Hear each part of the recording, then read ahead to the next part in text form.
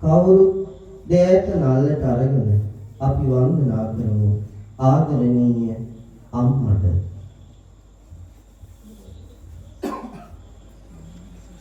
සම්මා සම්බුදු සේනයි මාවැදු මගේ අම්මා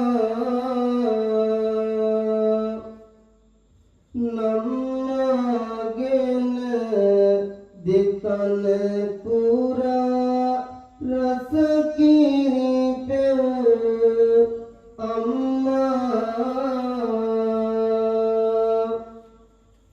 අම්මේ ගුණ කීමට මට නම් බෑ නිම්මා සම්මා සම්බුදු සරණයි මාවැදු මගේ අම්මා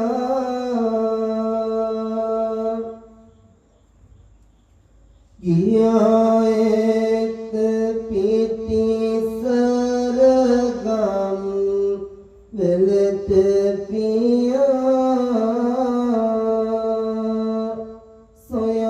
සොයාගෙනත් නිල මුදලත් දුන්නු පියා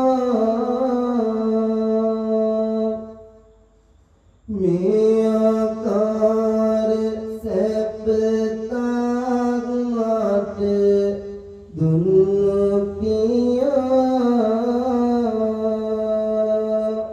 සම්මා සම්බුදු සරණයි මාගේ පියා.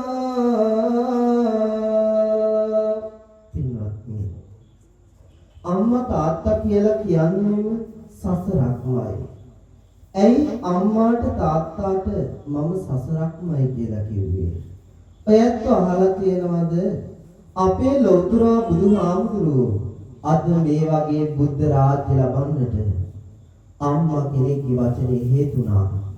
ඔයත් අහලා තියෙනවද ඒක?